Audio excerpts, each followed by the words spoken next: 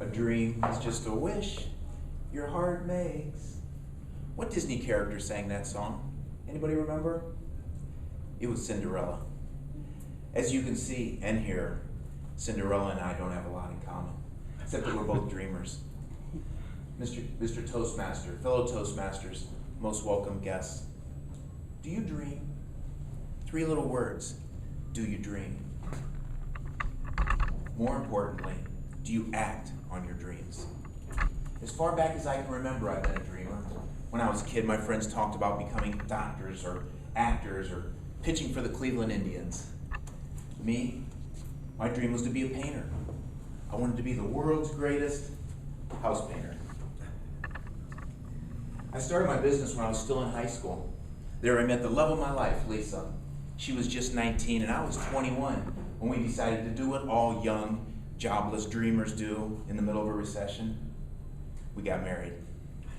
There we walked arm in arm out of the church that day into our happily ever after, unemployed. You know, for some strange reason, my in-laws just never saw the humor in that. She bought into my dream. Hitch your wagon to my star because I'm going to be a big deal. I promised. She trusted me. 2 months later, I found myself on the living room floor of our tiny little apartment. The only light in the room coming from the Christmas tree. Picture this. It was December 1980. Living room apartment. The sound of Pat Benatar's voice coming from a console stereo, a hand-me-down console stereo, about the size of a small couch. The twinkling lights, the smell of fresh cut pine, and me kneeling in front of a pile of pennies. Counting them out, one at a time, in groups of 50, putting them into penny rolls. If you had been there, you could have felt my shame. That pile of pennies in front of me represented all the money I had in the world to buy Lisa a gift that first Christmas. The guilt I felt was almost unbearable because she was almost forced to share in my misery. Hitch your wagon to my star. What a cruel joke. That evening, she found my hiding place. She saw my stash of penny rolls and I had to come clean. I said, honey, I just don't get it. I go to church, I try to be a good person. Why would God just turn his back? Why won't he help me make this work? And what she said to me that evening changed my life forever. Terry, I don't think that's how it works.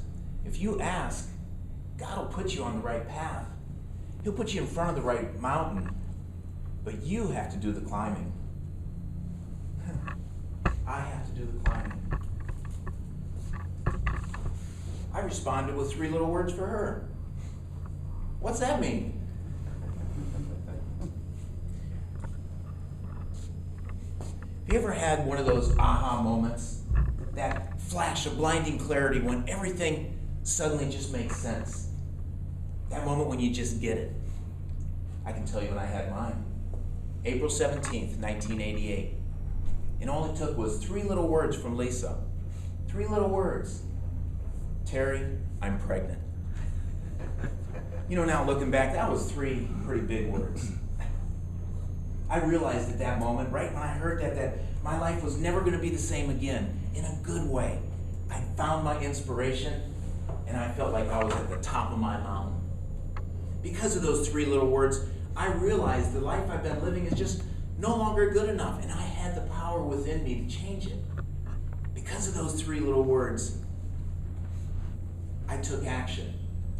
Because of those 3 little words, I started making my dreams come true.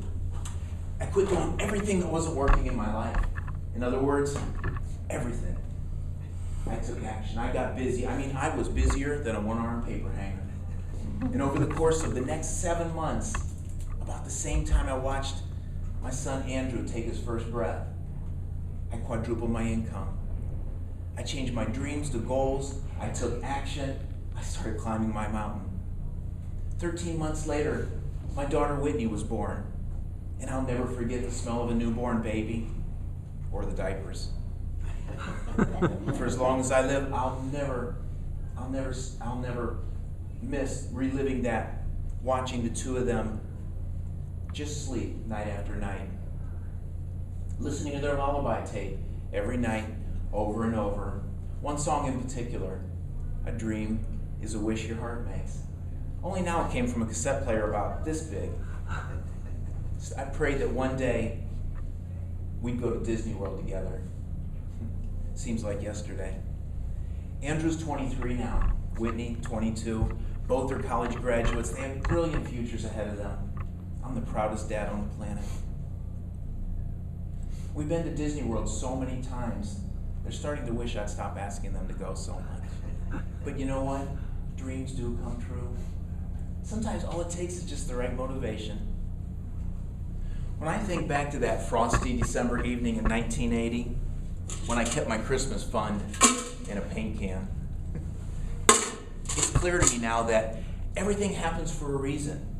Because of that, I keep a roll of pennies with me where I can see them every day, just to remind myself that dreaming alone isn't enough. There's a time for dreaming. There's something almost magic about having a clear vision of anything you want in life. Dream big dreams. That's where it all starts. I want to leave you with a final 3 little words. Live your dreams. Mr. Toastmaster.